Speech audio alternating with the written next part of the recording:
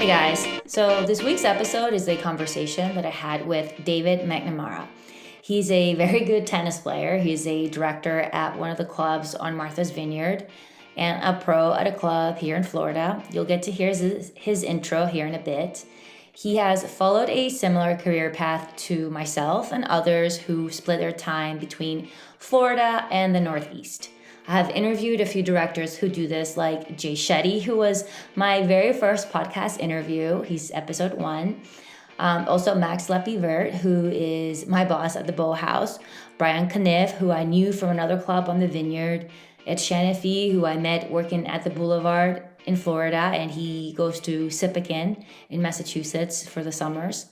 Jose Benjumea, who works with Jay in Nantucket, and the amazing Harry Gilbert at Wakabak.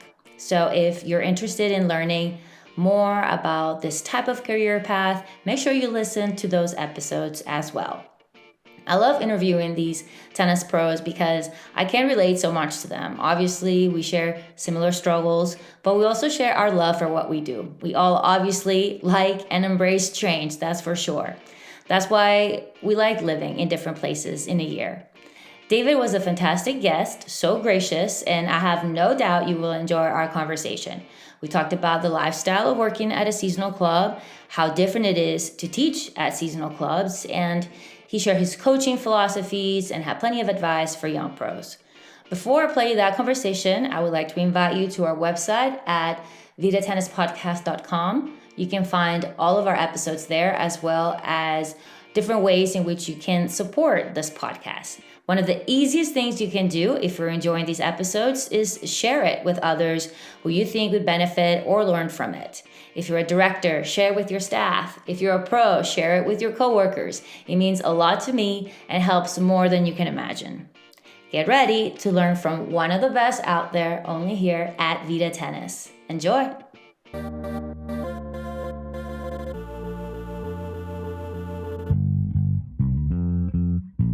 Welcome to Vida Tennis, the podcast for those of us who eat, sleep, breathe tennis. Today, I get to talk with David McNamara. He is the director of tennis at the West Chop Club on Martha's Vineyard and head tennis pro at the Gulfstream Bath and Tennis Club in Delray Beach. He has also served as head tennis pro at Piping Rock in New York. He's been the director of tennis at the Beach Club in Palm Beach and head tennis coach at Middle Tennessee State University, where he also played and won the school's first ever All-American Doubles National Championship. He's originally from Australia. Welcome, David, to Vida Tennis. Did I get all of that right? Jennifer, that was really, really well done. Thank you for having me. Of course. Thank you for agreeing to do this. This has been so fun to get to talk to directors in this area. I know you're already back in Florida, but I like to start at the beginning and kind of learn about you and how you got into coaching. Was that something that you always knew you wanted to do when you were in college? How was that process for you?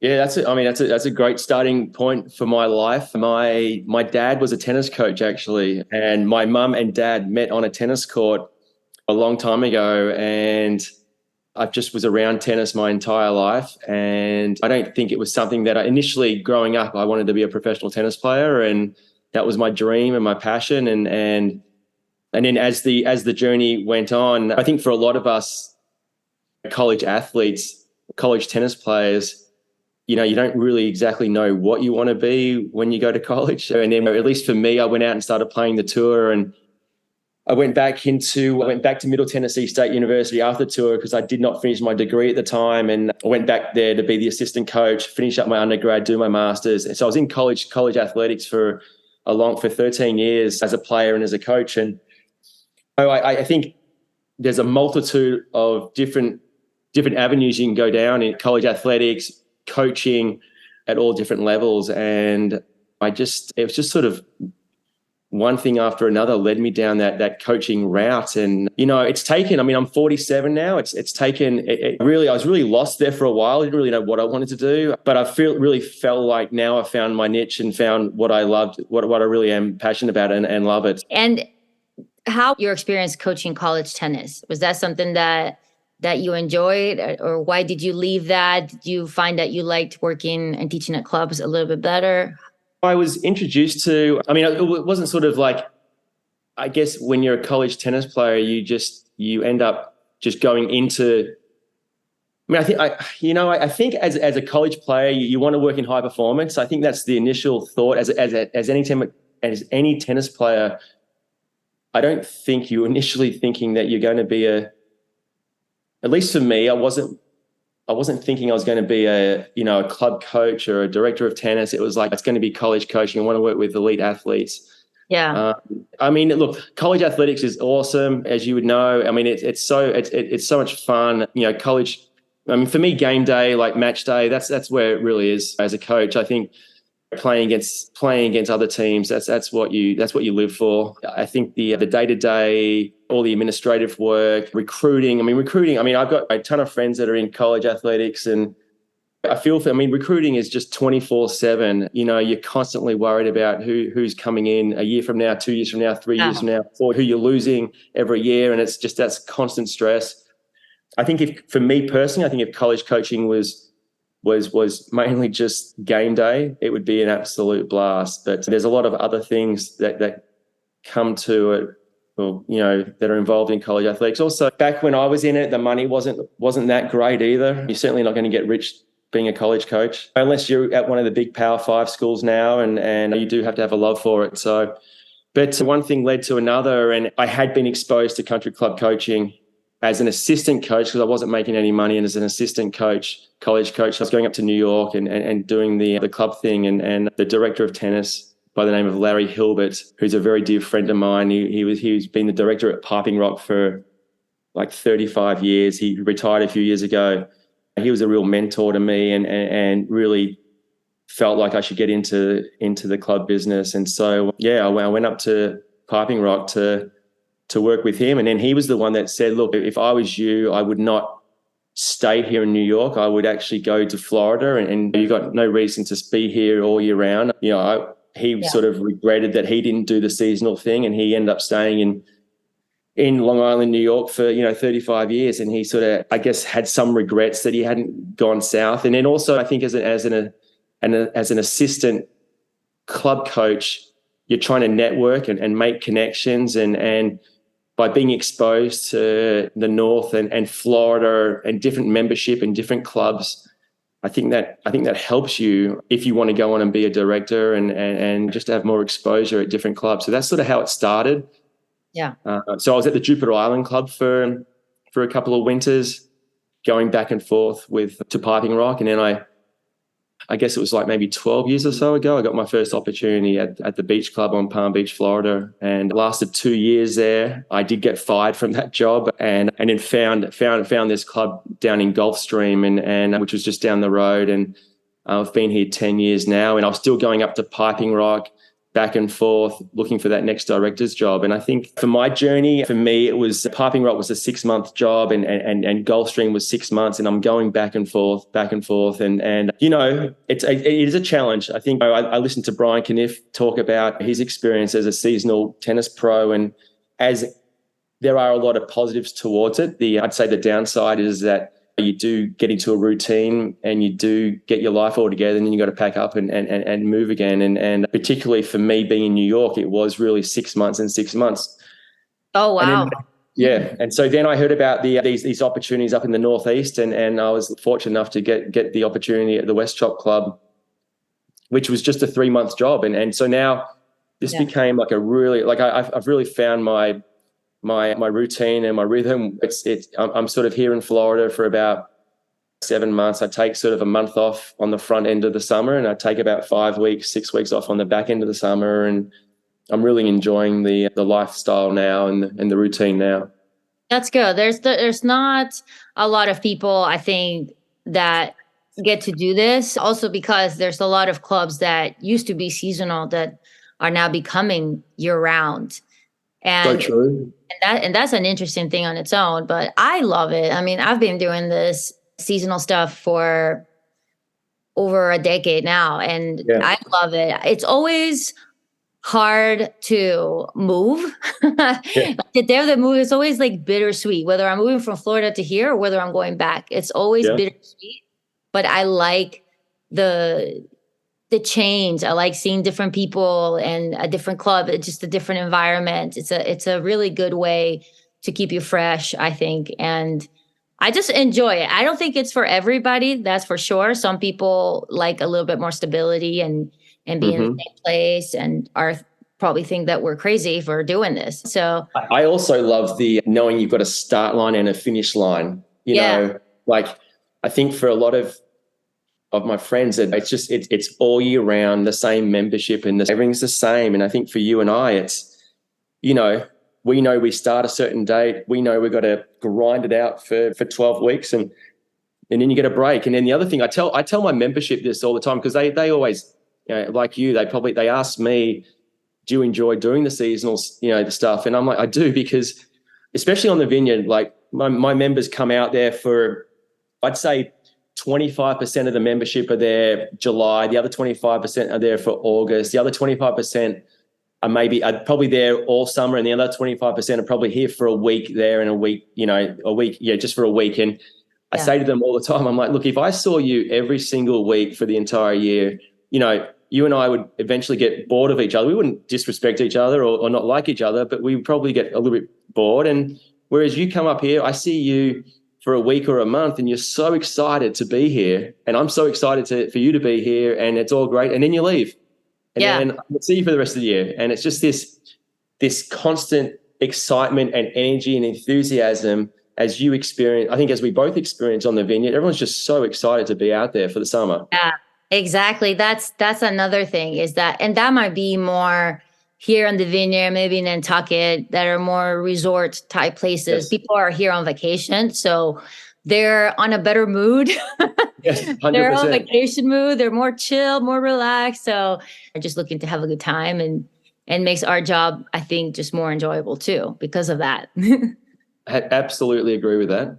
And how was your transition from coaching clubs to, how did you get these opportunities? Was that mostly through your network, or was that through like national searches, or did you have some connections? How was that? Good.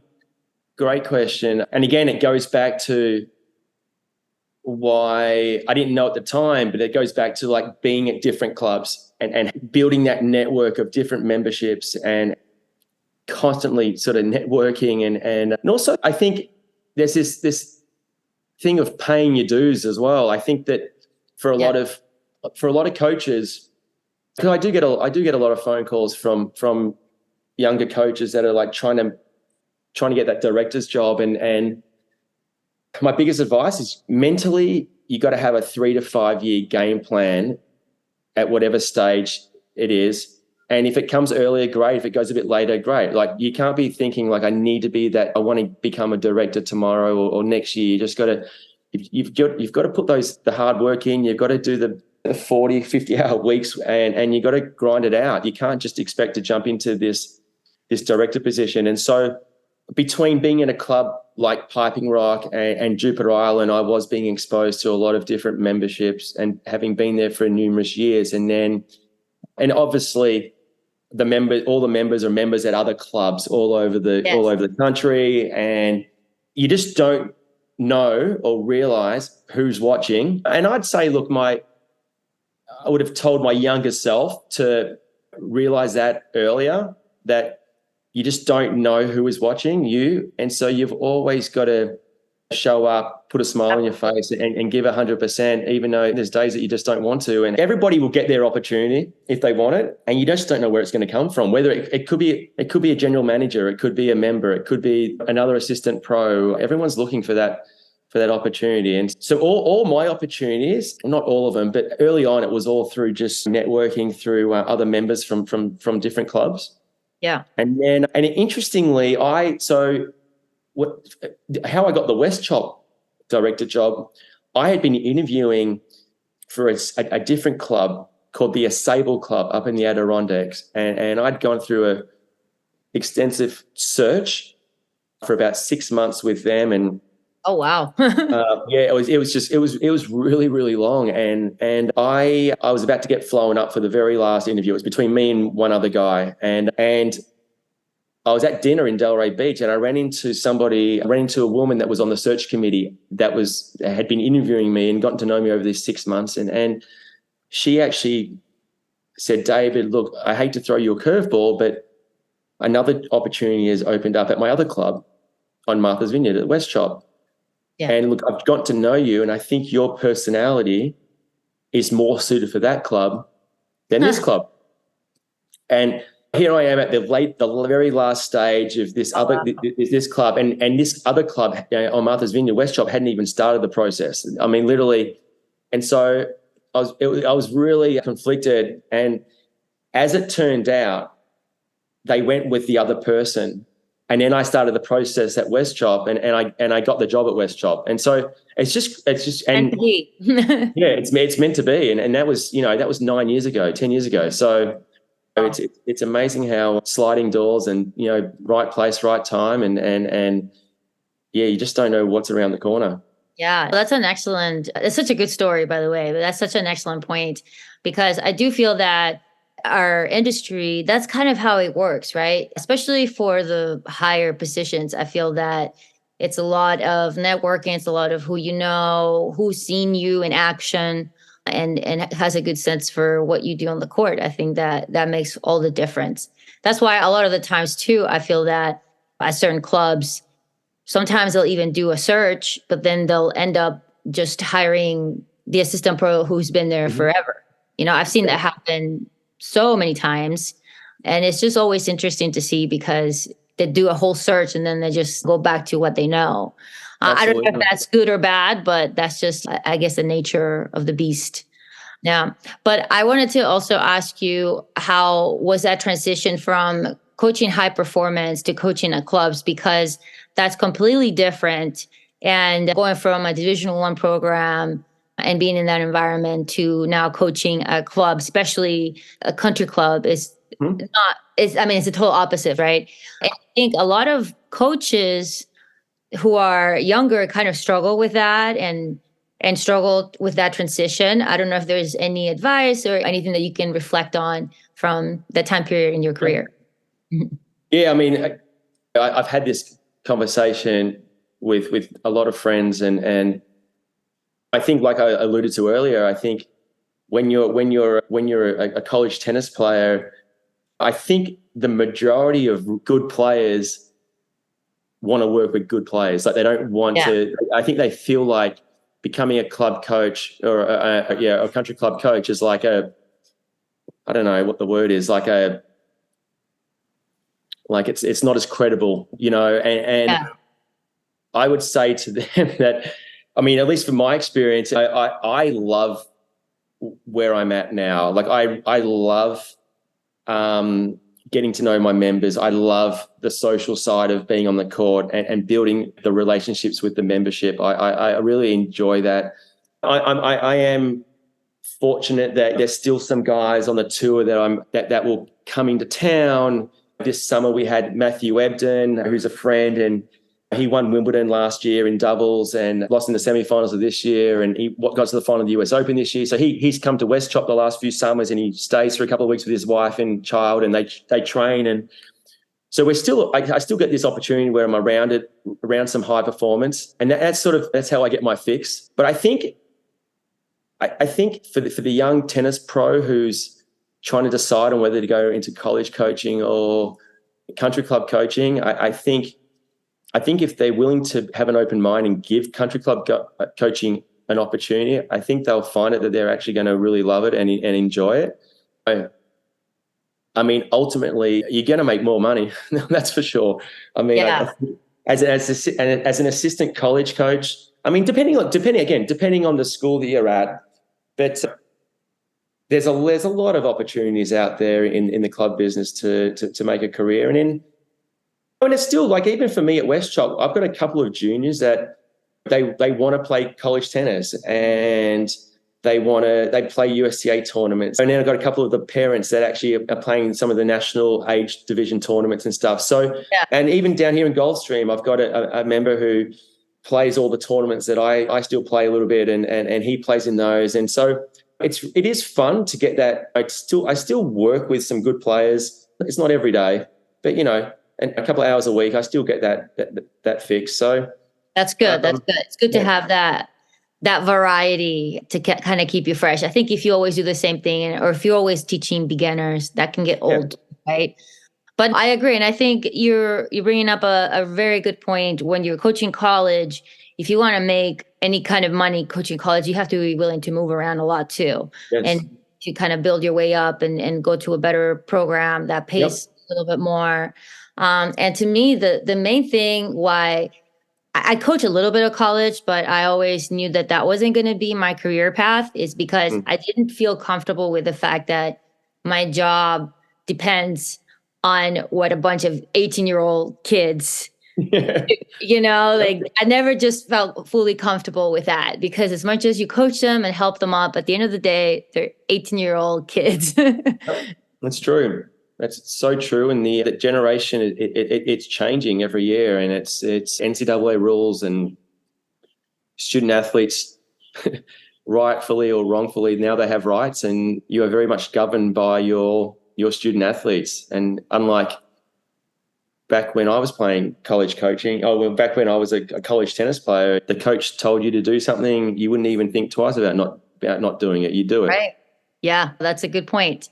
And do you hire a lot of college coaches or college players nowadays? I know it's kind of tough to staff at a seasonal club, because it depends on, again, right, it's your network, and it depends on if somebody happens to be at a club that's also seasonal, opposite season to you. How does that work out for you, and where do you look to hire your pros? Yeah, I mean, look, that's another great question. Look, I think I've been very fortunate that I've kept my contacts in college athletics, and I do use those. I've got a couple of friends that have worked in the club business over the years, and they're head coaches at different universities, and they completely understand what I'm looking for. And I've been very lucky to have hired some good kids and good pros over the years. And then, I've got a couple of good friends that are working for me now. I've got one of my best mates, Matthew Breen, who we grew up together in Melbourne, Australia, knew each other since we were 10 years old. And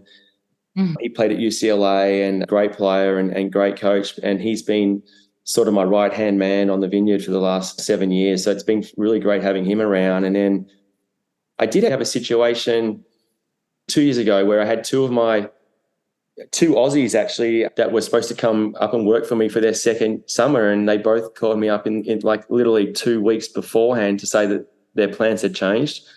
And that was a first. And so I made a phone call down to a good friend of mine, Jennifer, she was on the college. She played at Middle Tennessee back when I played, and she's now the coach at Reinhardt University outside of Atlanta. She's the head men's and women's coach there. She's been there for 20 years. And I called her to see if she had any kids. Actually, she was able to pull it off for herself, that her and her family came up, and, so that's really worked out well. Then through her, she's had a couple of ex-players that are now in the tennis and pickleball world, and they came up and worked for me this summer. But I think early on it's mainly just through my connections with head coaches. I got really, really, really fortunate. My first year as the director at West Chop, I got a guy, Louis Assar, who was at Memphis, an Aussie, and he came from his family were teachers, and his dad was a principal, and he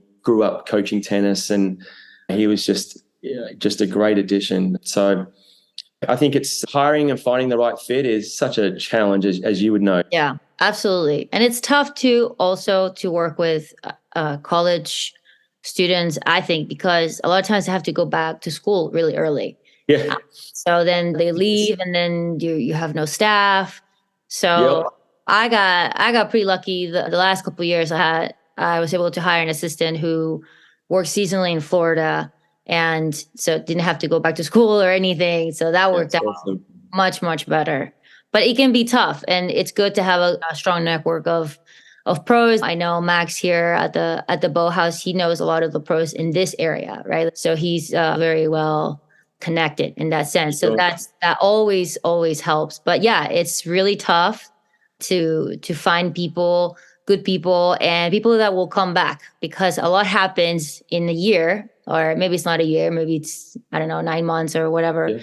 But a lot can change in 9 months for people, where maybe they change their mind. They don't want to do seasonal, or they find a new job, or they got a girlfriend somewhere else. Yeah. So things happen and things come up, but that's, I think, one of the main things as a tennis director, I guess, that everybody kind of struggles with, is to keep staff. Oh, it's so true, isn't it?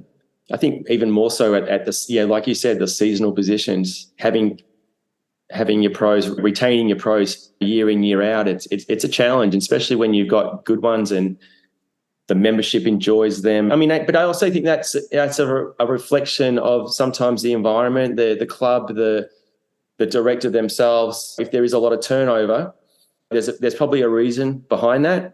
I think there are certainly some places out there where we all know there's a lot of turnover at these places, and you know, and there's a reason behind that.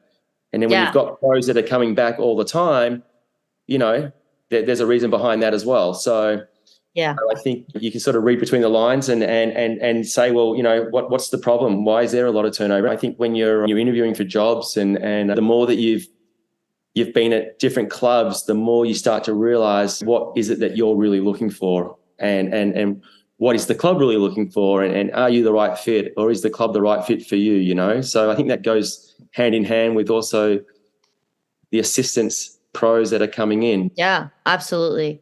And what about on court? What are some of your teaching philosophies that you can share with us that you kind of stuck to through the years, through working at clubs and high performance and all the different types of players? So I guess there's a couple of things. I mean, I think about some situations that probably happened this summer, and I think, you know, I learned this actually. So at the Jupiter Island Club, I mean, Brian and Jay and have all worked there for Bill DeSessa, and he had this philosophy where we had to teach with a small basket of balls, you know. Yep. And were you at Jupiter Island as well, Jennifer? Did you? Very shortly. Yeah, I was there as a helper for when you guys had like the really high season. I went to help like for a few weeks. Yes. So, you know, you go down there, you get that small hopper of balls, and you're like, oh my God, how can I teach a lesson with this? But his philosophy, I mean, even though maybe not at the time, but after a little bit of time, his philosophy was, look, I don't care how bad the player is, I want that member to feel like they're playing tennis and to have that experience of like having a rally and hitting the ball back and forth. And so I fundamentally believe that now. I'm like, what?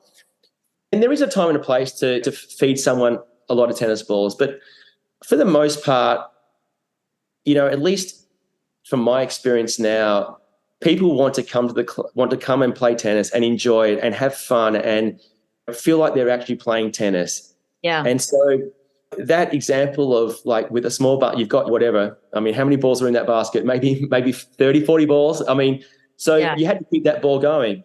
And so, that's happened a few times where I've had assistants come up to me and go, you know, what do I do with this person? And I'm like, look, I want you to give them an experience, like make them feel like they're playing tennis. Like, and that's probably where tennis is not a great sport. I think the learning curve in tennis is tough. You know, if you're a beginner, it's a lot of work to get to a point where you actually can really, really enjoy the game. And so I think that's a challenge for us tennis pros to really not lose. You know, I'm sure we've all, you know, I know I've lost a couple of tennis players, a couple of members to, you know, they give it a go, but it's such a tedious learning curve. And so I think the more we can get them out there and just rallying the ball and trying to enjoy it and have fun and move them into a clinic and meet other people, I think that would be one of mine. The other one is, you know, I'm a huge proponent of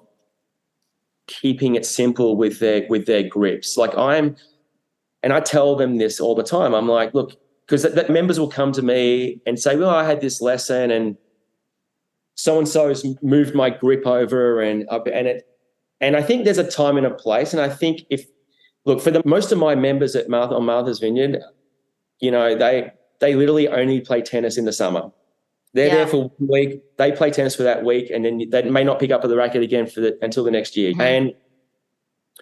And I would say that for the most part, you're not trying to reinvent the wheel. Yeah, we may make some subtle changes, but I'm not going to drastically change their technique to where it's miserable for them. I want them to come in and have a really fun experience and walk away feeling like they've just had a great time and they want to get back out and do it again. And that's probably my philosophy. And again, that happened numerous times this summer where a couple of assistants are making these big changes, and I just, later on just said, hey, next time you have them, just keep it simple. And it gave them my reasoning, and they're like, oh my God, and they came off the next lesson going, oh, that was the best advice. So that'd be my two things. That's a good point, because like you said, especially at clubs, seasonal clubs where you're not really developing anybody's technique for the long term. I mean, you're there to, like you said, make them feel like they're playing tennis, right? That's why pickleball is taking up, because you can go and just play the game. But that is actually it's a thing that I have to remind myself sometimes, still to this day, especially with the grips, because it kills me to see volleys with like a semi-Western grip.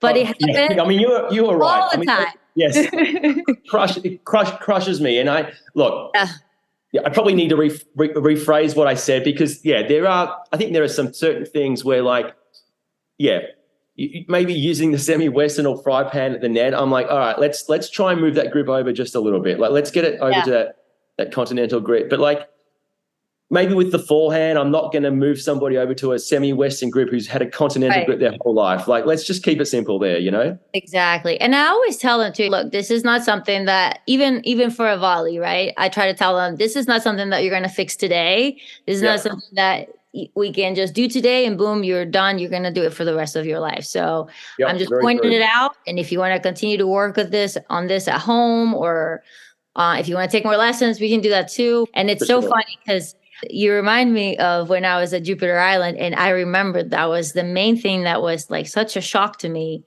was to just get like a small basket of balls to teach a full private lesson. Yeah. It blew my mind, but it forced me to get creative and then you have to base all your drills on rally, right? And 100%. Or you've got a women's clinic and you've got that small basket and you're like, oh my God, how are we going to keep the ball going here? Oh yeah.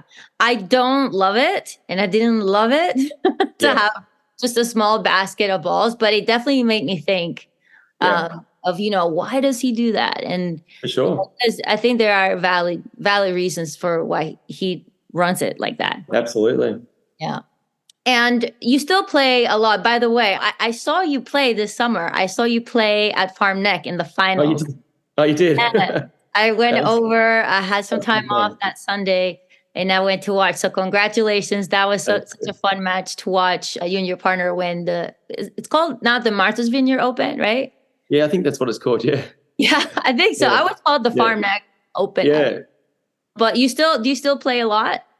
I mean, I'm 47. So back when I was 40, I got into playing some tournaments again. I'd been exposed. Well, my old boss down here at Gulfstream, Roger Ashcroft, he was sort of nagging me to go start playing some of these over 40 age division events. And, again, I was very anti. I'm like, nah, I was a player. I'm not going to do that. Like, got no interest, but I'd gotten myself into really good shape at this point. And then I was making my way up to Martha's Vineyard. I think it was maybe my first summer, and the National Clay Court Championships were in Atlanta. So I stopped in Atlanta, played it, and won it, and hadn't played a tournament in probably a long time. And I put the work in, felt good about it, and there was just a lot of momentum. The clubs, both clubs, down here and in Florida and on Martha's Vineyard, both clubs really got behind it. The membership got behind it, and it turned into something really positive. And then, so for the next sort of 2 or 3 years, I started playing some of these events, and I had some success. Won 3 national singles titles, and then got into playing some of the World Championships events. And so I won the over 40s national World Championships in doubles with the same guy that I won the Martha's Vineyard Open with Matt. We won that in 2018.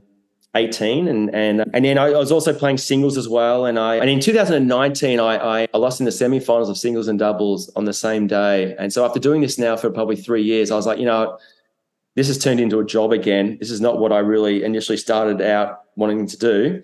I was now went from playing just 1 or 2 tournaments a year to like, I think that year I played maybe 7, and it was like, it just became full time again. And I just was like, no, I'm going to do something different. And so then I sort of went down the triathlon Ironman, what Max is doing. So I've been doing that for the last 4 years. Unfortunately, I got into it during the pandemic, and the full Ironman, which I had initially signed up for 3 of them, they all got cancelled on me. And I trained literally full time for a year and a half, where I was literally getting up at 2 a.m. in Martha's Vineyard and getting in a 100-mile bike ride before a 9 o'clock lesson. I mean, it got extreme, that's turned into a bit of a passion, the triathlon world and health and fitness in general. And so, but like, I'm actually this past year, I've sort of missed it actually after having not played since 2019. So I've had a 4-year sort of break from it all. The national 45s, the national clay courts in the 45s are in Fort Lauderdale, November 10th to the 16th. And I'm going to go play it. So yeah. That's amazing. Are you on the court a lot? Like, how much do you teach as a director? This summer, I probably put in a few more hours than I probably had initially wanted to. Yeah, I was in it's funny how like each summer you're in different mindsets all the time. This summer was a really good summer. I think physically I was feeling really good, mentally feeling really good about things, and I was just in a good place. So I was on court probably, if I had to average it out, I'd say I was doing 25 to 30 hours a week. Probably a busy week was 30. A slow week was probably 20 to 25, which that's plenty for me up there. You got so much going on all the time. That's a lot, especially if you're doing Ironman training. I mean, the director at the Boathouse, Max, he's also training for Arizona. Yes.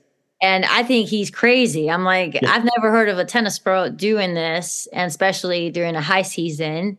And he was teaching a lot and trying to train for this thing. And I'm like, that's crazy. I mean, my first summer on the Vineyard, 9 years ago, it was just me and 2 other pros. And so I was putting in 40, 50 hours a week when I first got there. But as I've been able to increase my staff and have more programming and been able to sort of bring my own schedule down just a little bit. So.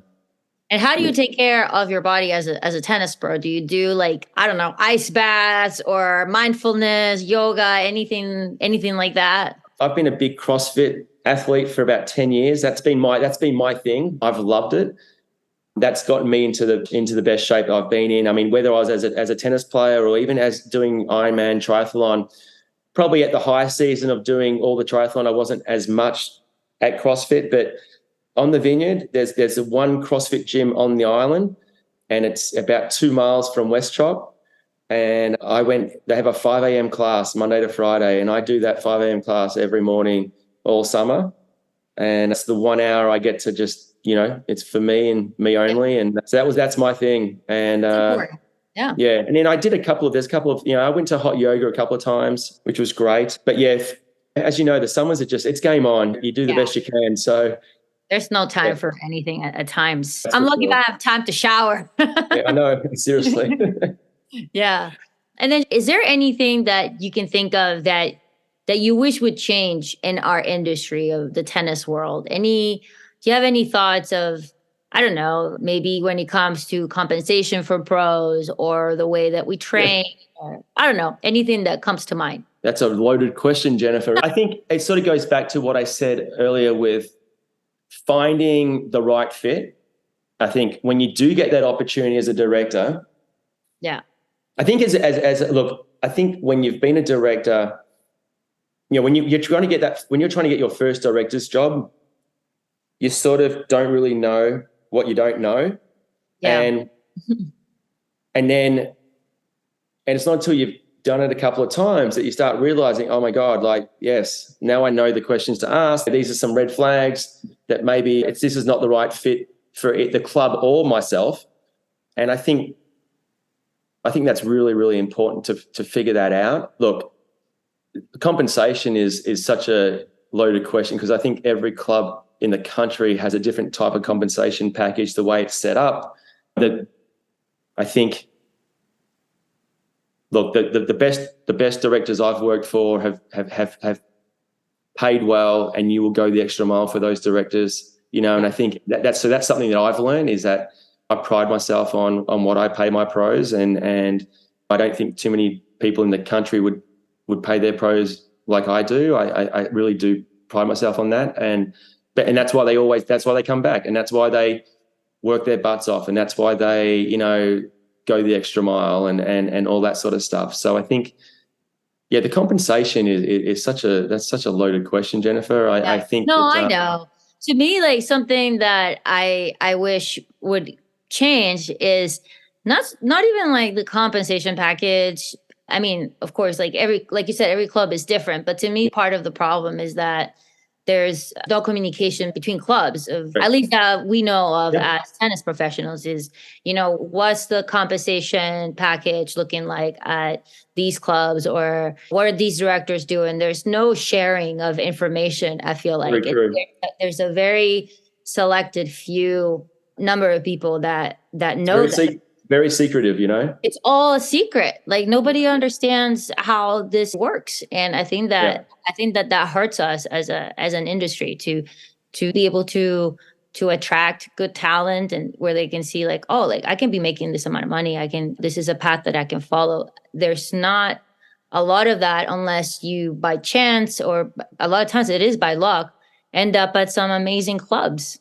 It's on your network. So yeah, that's my rant on compensation. For sure. But anyway, before I let you go, I always ask, what has been the Grand Slam moment and the double bagel moment of your career? I mean, I'm sure, look, there's a lot of pros out there that have had highs and lows. I mean, it was like with my playing career, it's like lots of highs, lots of big wins, lots of bad losses, and as a tennis player, I was trying to level that out and be a bit more consistent in those wins and losses, you know, and just not have so many bad losses. And then as a professional in the coaching business, I've had great jobs. I've lost great jobs. I've been fired, and I think they've all been huge learning experiences. Losing my job at the beach club at that moment in time was devastating, but it was one of the biggest, greatest learning lessons that I've ever learned. I mean, I think as a first-time director, I had no idea what I was doing. No idea. I went in there and I did a great job. It just didn't work out. But I learned so much from that, and I owned that. And we could talk another hour about that experience, but it was just such a great learning experience for me, and it's only helped me down the road. And I would not change that for the world. And so, although that was the biggest low, I'd also say that was the biggest Grand Slam moment for me. I mean, that was really, really good for me. And yeah, it's funny how that works. I mean, all I'll say is that I've found a really great place at West Chop, and I don't just say that lightly. Like, I really have got an amazing club and an amazing membership and an amazing board and an amazing committee. And that is, for me, I've been there 9 years now, and I have no plans of leaving. I love it. I love the people, and I really wish every tennis professional who gets their opportunity to be a director can truly have that same opportunity that I've got at West Chop. I really like it. It's been a home run for me, and I absolutely love the place, and I just love the membership, and they've been, you know, I've become part of the family, which has been great. It's funny how that happens, because sometimes your biggest losses turn into your biggest gains, right? And it's not about how hard you fall, it's about how high you bounce back, right? Absolutely. So those are all learning moments. And that's why I asked that question. Sometimes people will talk about being double bagel literally, but that's the main reason is why I asked that question, is because we all go through stuff. And oh my God. I mean, that's life. And I think you've got to just look. I've been lucky enough to have. We've all had lows, you know. Yeah. And you've got to just, you know, my philosophy on the lows are just, you know, you got to be willing to wake up the next day and be good to people, work hard and stay positive, and you do those three things, then good things are going to happen. And at the moment in time, it sucks, but just put your head down and get back at it, and something good's going to happen. Yeah, absolutely. Well, thank you so much, David. It's been wonderful getting to know you more. I know we absolutely, Jennifer, a little bit, usually by email, because we're both yes. Well, maybe next summer we can actually see each other in person. That would be great. Thank you so much. All right, Jennifer, thanks for having me. I appreciate it. Thank you so much for listening. So what did you think about this conversation? Let me know. You can always email me at vidatennispodcast@gmail.com. Make sure to follow us on Instagram and Facebook. And if you want to support the podcast, you can make a donation, purchase our merch, or simply share it with someone who you think would enjoy it. Let's share our knowledge and overall grow our sport in a different way. I wish you all the very best, and I will see you next time.